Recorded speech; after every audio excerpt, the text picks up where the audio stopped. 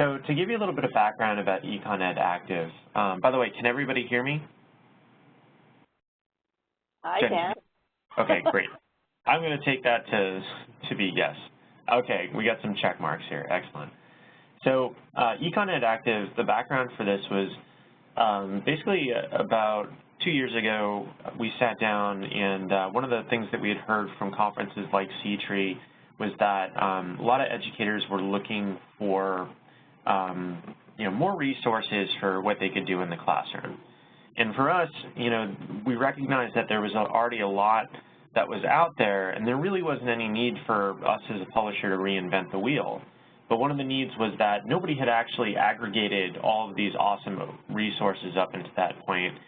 So if somebody that was new to flipping the classroom or wanted to try active learning, if they just wanted to kind of get their foot wet and start off, it'd be kind of difficult. That involved like a Google search, looking through various documents and websites and trying to find what they need. So what we wanted to do was sort everything according to common economic topics and present everything in an easily accessible way. And at that point, we started working with Dr. Jennifer Imazeki at San Diego State, who of course is an economist and is very, active with active learning and knew a lot of these sites.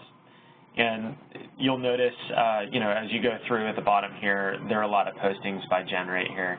And she basically helped curate the information to get the base level of information on this site. So with that, I want to hand it over to Jen, and she can talk to you a little bit about what went into picking some of these resources.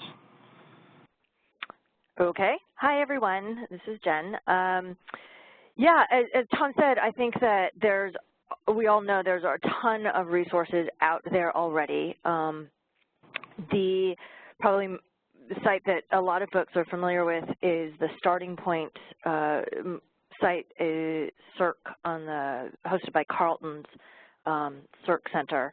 And that is a fantastic site for folks who already know what they want to do. That is, it's organized largely by pedagogical method. So they have modules of, if you want to use clickers, you can go there and you can get information about how best practices and all those sorts of things, as well as several examples of that technique in economics.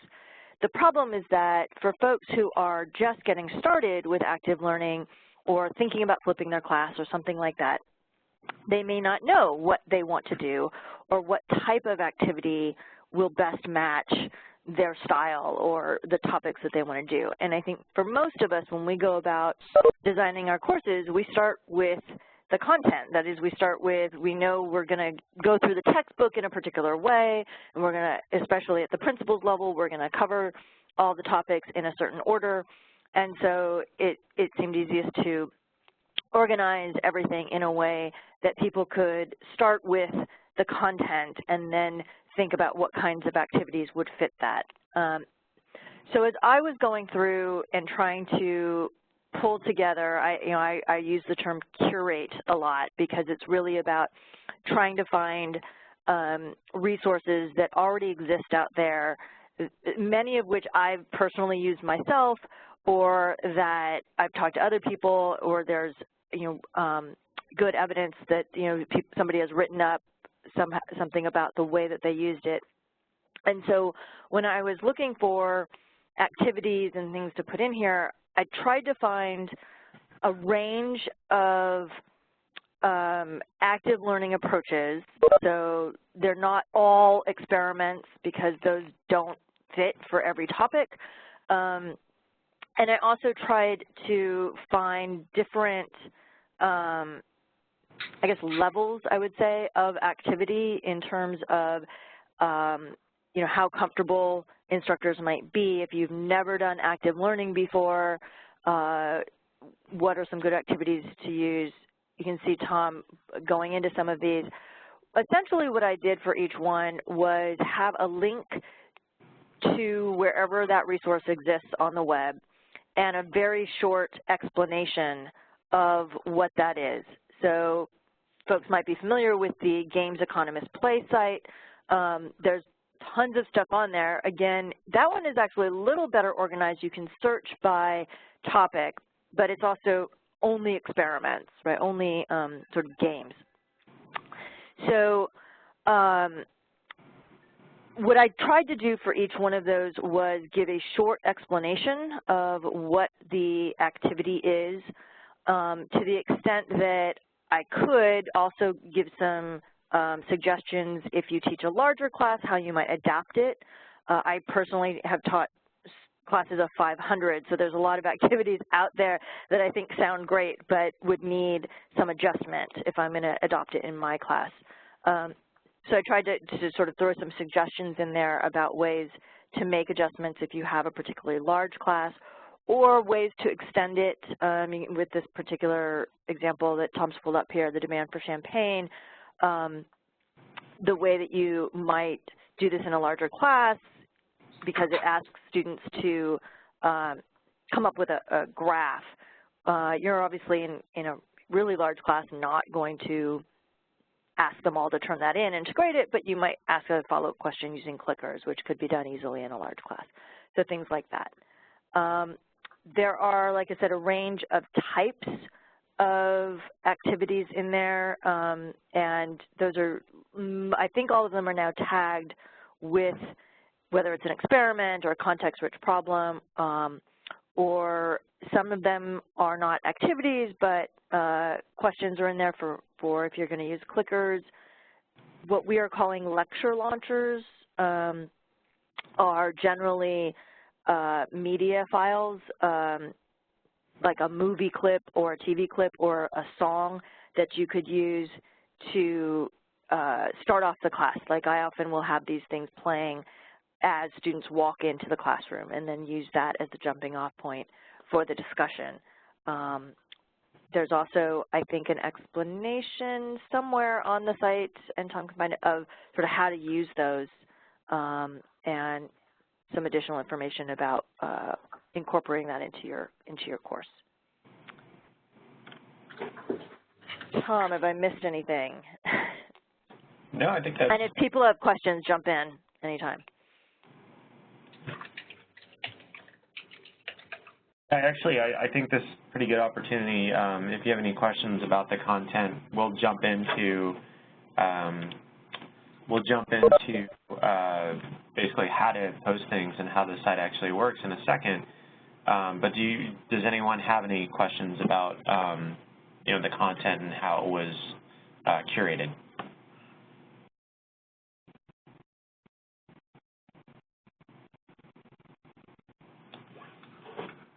Okay. Let's see. Looking through here at the chat. Okay. Okay. Jen, do you have anything else you'd like to add? The only other thing is, if you go back to I think it's the welcome page, Tom, for the overall site. Mm-hmm. The jumping in box over on the right-hand side has some resources that just kind of talk about why you would want to do this and some basics with some links to how to get started. Particularly if you haven't done active learning before at all, there's some, I think, good resources in there about getting started, how to, if you're thinking about flipping your class, and move, there's lots of questions that go along with that, but there's some links to resources there as well. So that's just kind of something also, if you're getting started, to take a look at. Great. So you can see there's some links to some research backing this up too. This is the getting started that Jen was referring to earlier. So, and you can see, started talking about things in terms of the content type. So with that, I think I'll start going on and kind of explain how the site works. You can see basically on my screen right now, I am, since I've got this, I am basically not logged in. And probably one of the greatest things about this site is that it's completely open access. So anybody who wants to take a look at these resources, they're welcome to. The only thing with what you get when you join the site is the ability to obviously add resources, but then rate and comment upon and actually interact with the site and create discussion boards. So for example, I'm not logged in right now. I can't comment or rate or anything. And this is pretty standard. If any of you work with blog sites or follow any sort of an RSS feed, that's usually how these things just work. In terms of the actual sign-up process, it's pretty simple. Let's see, we'll go back to the welcome page. I'll just click join now so you can see what it looks like. And you start off with an email address.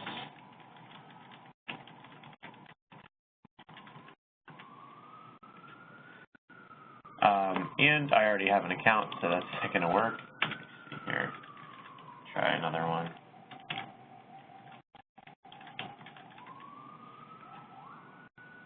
Okay, and then you'll get an email sent to you. And the login site is pretty easy. It's just ask you for your school and your email and so forth. So let me just log in here. Oh.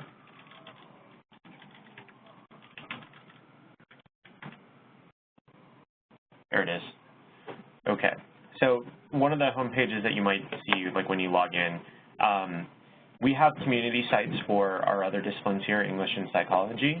Obviously, being economists, you're not as concerned with these other ones, but pretty easy just to get to EconED Active. You click economics here, and you're in.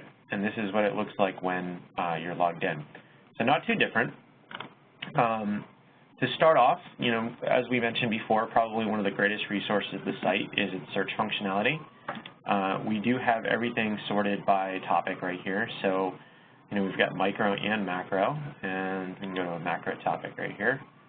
And you can see these are all of the activities, lecture launchers, clicker questions, and so forth that are tagged to this particular topic. Now, these are just probably some of the most common topics taught in the principles course. They're not set in stone. If you wanted to, say, add a topic, it's pretty easy to do. So let's say we're going to click Add a Resource. Now, when I go to Add a Resource, you have two different options right here. So you can upload an existing resource, and what that means is, say you had a file, like an Excel spreadsheet that would be the basis of your activity or whatever you wanted to post, or a Word document, PowerPoint, what have you, any sort of file that you want to upload to the system, this is where you would go. Create a new resource basically just means you want to describe an activity, I'll show you what it looks like, and basically come up with an entire new document describing what you're adding. So there's no option to necessarily upload your own file here. You would basically sketch out what you're meaning to add. So you would title it, this is your content area, and people often use this to basically hyperlink out to other things. So you'll notice a lot of Jen's materials, they're located on other sites. The goal of this is to really reference open access sites that are out there and free and easy to use. So a lot of the new kind of postings that you may choose to make are simply just links. So what I would recommend doing is, you include the link and just ask you for the URL right here. And then you would provide basically a brief description of this. And one thing I want to mention right here, once you start using the site and you start following other users who may be posting things, say you really like some that Jen Imazeki or say Selena Lindahl, another person active on here, really liked, you can sometimes call to their attention that particular resource and say, hey, Jennifer Imazeki, take a look at this. I think it would really pertain to your particular class. So you always have that option to go in through here. Another great feature about kind of posting right here is that, as I mentioned before, you can tag your comments pretty much however you'd like. You know, if these pertain to an economic subject that wasn't included in these kind of pre-canned categories right here, you can simply create the tag, and next time somebody is in there, they will see that posting, and they can search by that particular tag. So, for example, if I wanted to post something on network goods, I could simply do that, and then I could create a new tag for network goods, and it's easily searchable. For probably, 85% of the items that you're going to post here, they probably will have something to do with these major categories right here, and they're all set forth, so you can easily just click these, and this essentially automatically tags it to that section on debt and deficits that you saw beforehand when we were searching by topic. You have a couple of different options here.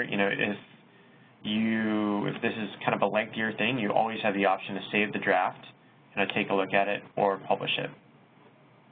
One of the things I also want to point out, when you're posting things like this, one of the interesting things is you can actually make this kind of a wiki. So you can either restrict the authors to yourself, or you can allow specific people that you're following to be able to edit the document. If you don't want to restrict this, you always have the option to require approval before they publish anything having to do the article. So this is a good way for you to just kind of keep an eye on things, and the system will let you know if somebody wants to post on your particular article. Also, one of the great things about this is you can, if you click this, you can actually see multiple drafts of that particular document. So say somebody posted, you allow this option for people to post different comments or add to your document. And it's open, free, and clear to everyone, but somebody posts something somewhere down the line that you don't like, you can go down to an earlier version of that document and repost that, and that will be the version that everybody sees.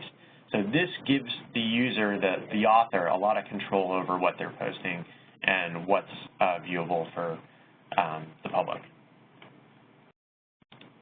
So get out of here. And just so you can see, uploading this existing resource. Again, this is kind of the same format as the other section that I just showed you. The key difference being you can either go into your own library and upload documents to this. You can upload videos or pretty much any sort of document, although I mentioned videos specifically because given the file sizes, there's no particular limit, but sometimes when you're uploading, the playback speed can be kind of slow. It's the same for any community or blog site. You do have the option, however, if it's a YouTube video, you can embed that YouTube video within the content right here. So rather than necessarily upload videos, you can either embed them or just link out to them. But beyond that, it's much the same. You can create your own tabs, you can categorize it, and then you have your advanced options for people being able to post or comment upon this. So that's the posting side of things. Does anybody have any questions about posting a resource or uploading a resource? Tom, can I just add something really quick? Absolutely. So one of the things about using this site to post content, though it's, the idea is that it's sort of ideas and resources for folks who are doing active learning. And the way I think about active learning involves anything that really engages students. And so that includes things like the media clips that I mentioned before. And I'm mentioning this because, I'm friends with a lot of economists on Facebook, and people will often like post links to an NPR story or a Jon Stewart clip, or something that they saw that has relevance for an econ class that you could use and show your students. But you may not have developed like a full-blown activity around it.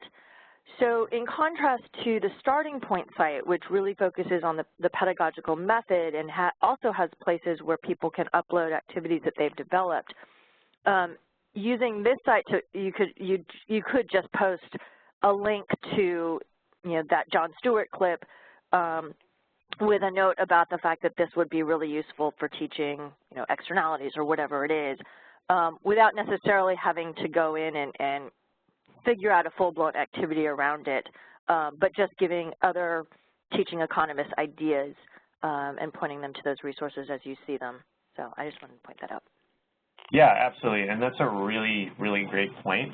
I just want to kind of draw your attention. So this is another poster, Stephen Wu. He's at Hamilton College. We also host a conference, EconED conference, which is kind of in a similar vein to this. It's focused on active learning and the intersection of economics education and technology, kind of like a TED Talk for economics education. And Stephen is going to be speaking at that conference. So he actually posted what he was considering on doing for his talk topic. And the idea behind this is that he's really curious to see what people think of this. So this is kind of an example of a discussion board. And, it's another functionality that I want to encourage people to use. In that, yes, it's definitely about posting resources and things that can be utilized in the classroom. But also, if you just have basic questions about active learning or flipping the classroom or just doing new things in the classroom, this is a really great space for that. He's got his talk right here. Since I'm signed in, I can easily reply to this. And again, it's like a blog site. You can basically see, the thread as it goes down here. You can mention people, you can link out to things, so on and so forth. If you did happen to see something that you really, really liked, what you could do right here, you have the option to actually push this out to social media. If you, this actually likes it within the system. You can see people who have liked it, who have viewed it, and so forth. This is the part right here where you can push it out to social media. So basically, it's like most other social media links. It's going to ask you to enter in your Facebook login information. You do so, and it will basically link directly to this particular posting on your Facebook page, and people can view it because it's, of course, open access. But you can like it. You can bookmark it if you want to come back to it later. You can share this. You can send it to people within the group. You can email it directly to your colleagues. You can include a message right here. Or if, it's a particularly long discussion thread that you might want to keep abreast, you can follow it. And then you have the options right here to see this within your connection stream in the community site, or you can just click this and have it email you whenever somebody adds something to this thread. And this is the same functionality for a particular resource. So if somebody uploaded an activity that you wanted to see what people thought of, you yourself did, you can follow that own activity and it will notify you as things come through. So that was kind of the discussion board right here. This is how you would start a conversation on that, and you can see, again, it works just like posting a resource. You entitle it. You can either post this as like a general comment, or if you're particular at looking for people to respond, you can click this and mark it as a discussion. So you are actively asking people to comment, and this will help you track answers. So go down, and again, you can tag this however you want, makes it easily searchable. Got this right here. And those are the 4 main functions in EconED Active. It's designed to be very, very simple, easy to use, and straightforward. One of the things that is often asked, there is so much stuff out here, and as the site continues in use, we just launched it the other week. So, of course, there's a lot of Jennifer's material, but it's starting to branch out and have other people on here. But as more people start to use it, you're going to want to know, what are the best resources out there for, any of this. And this is actually a good way to kind of mark that. You can see these are kind of like the most visited resources and postings right here. But also, if you wanted to go to a particular one and see this, you can actually see how many views that it has. And of course, once you're signed in, you have the option to rate that activity. So everything will be rated, and you can see which ones are the really good ones, which ones are kind of so-so. Tagging is actually pretty important for this, because another element is that people have also often asked, again, would this work in a larger class? And Jennifer was great in pointing out how this can, basically how to adapt this activity to a larger class. You have the option of tagging this, tagging any post that you make to say, this is a great larger class activity. You just tag it larger class, smaller class, recitation activity. You can make as many tags as you want and then search out items based on those tags. Just want to draw that point. Click out of here. And then, of course, for user profiles, if you went into people, you have that option here. Here are some of the people that I'm following. A lot of, if they have the little flag right here, this just means that they're a Macmillan employee. But, for example, Scott is signed in right here. And I can click on Scott's profile. I can see when he signed in. I can see like who's connecting. You can endorse him for specific skills, where it's just like a social media site. And you can actually see all the postings that Scott's made. Scott, sorry to draw you out here. You can see the content and what he's done and so on and so forth. But this is really great in case you come across somebody that you feel is really aligned with your teaching type, and you just want to see exactly what they're doing and how they're interacting here. What I would recommend doing is you have the option to follow them. And again, it gives you the option to get updates via your connections on here or to send directly to your inbox. You can see right here there's kind of a gamification system. Basically, this just gives you more points for more you post and watch things and so on and so forth.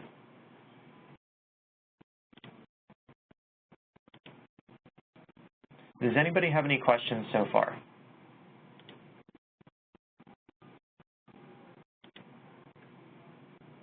Nope. Okay. I just want to point out a few other things here. We do have events based on the site, and you'll have the opportunity to follow these events, comment on them. Obviously, this webinar is one of them. One thing, basically, in order to sign up for these events, you automatically sign up for the website.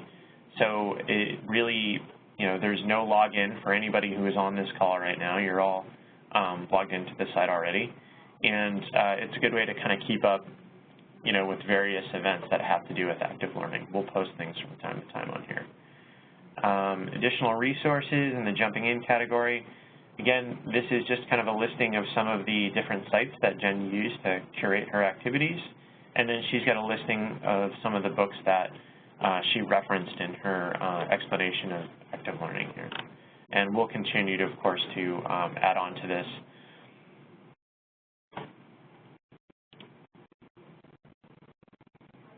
Back here.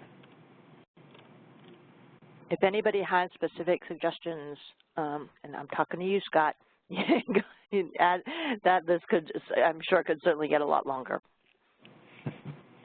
Yeah, I mean, and again, the ultimate goal of this is just, it's really to just encourage people to post. We want to, encourage communication, about active learning and economics, and really share resources and share information. I will say, this is a publishing company. It's Macmillan sponsored. We do have our little ad for Flip It Economics over here. And for those of you who aren't familiar, if you're interested in active learning, basically you need to get to the point where your students have like a base level understanding of the content before you can do a lot of these great activities that are featured on the site. And what Flip It does is it provides them with that. It's kind of like a course system designed for pre-lecture activity. That's the extent of my plug. If you want any more information, you can just click on the ad right here and you can go to the site. So I'll ask final call for questions. Does anybody have any questions about the site, the content, how to use it, how to post?